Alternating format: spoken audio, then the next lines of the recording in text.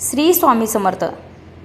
आपण प्रत्येक वर्षी गणपती बाप्पा घरी आणतो, बसवतो आणि भक्तिभावाने पूजा करतो। पण तुम्हाला माहिती आहे का, ही परंपरा का सुरू झाली? आजच्या व्हिडिओमध्ये आपण त्याबद्दलच थोडक्यात माहिती घेणार आहोत। त्यासाठी व्हिडिओ शेवटपर्यंत नक्की ऐका।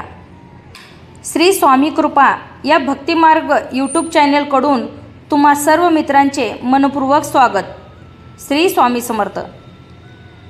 त्या अगोदर चॅनलवर जर नवीन असाल तर सबस्क्राईब करा आणि बेल आयकॉनला क्लिक करा, जेणेकरून तुम्हा सर्व मित्रांना अशा आध्यात्मिक नवीन कथेचा आनंद घेता येईल। चला तर मग सुरुवात करूया कथेला। गणपती बाप्पा मोरया, मंगलमूर्ती मोरया। खूप जुना काळ होता। ऋषी मुनी, देव दानव, माणसे सगळेच विघ्नाची चिंता करत।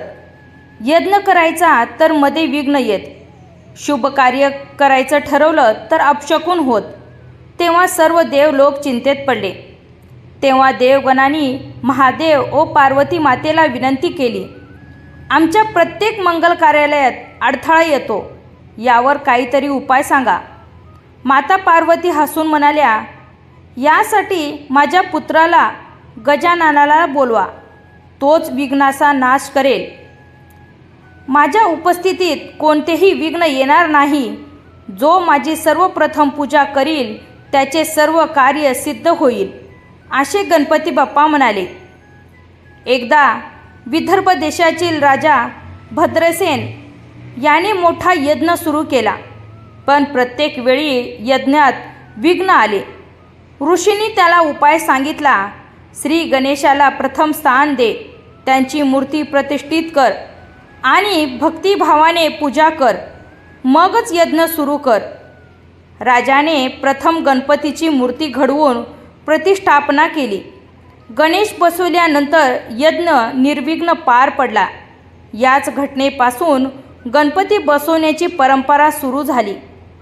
गणपती बाप्पा मोरया, मंगलमूर्ती मोरया। पौराणिक काळानंतरही गणपती बसवण्याची प्रथा चालू राहिली, पण 1893 साली लोकमान्य बाळ गंगाधर टिळक यांनी या परंपरेला सार्वजनिक रूप दिले। त्या काळी इंग्रज सरकारने भारतीयांना एकत्र येण्यास बंदी घातली होती। तेव्हा टिळकांनी गणेश उत्सव मोठ्या प्रमाणावर साजरा करून लोकांना एकत्र आणले। त्यामुळे गणेश उत्सव हा भक्ती, एकता आणि सामाजिक कार्याचा उत्सव बनला।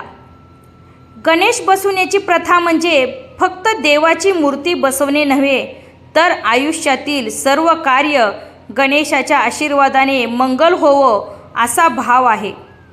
जिथे गणपती असतो तिथे विघ्न राहत नाहीत आणि आनंद, शांती, एकता नांदते।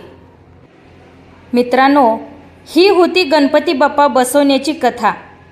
या कथेचा मुख्य संदेश असा की गणपती बाप्पा जिथे असतात तिथे विघ्न राहत नाही, तिथे आनंद, शांती आणि मंगलता नांदते।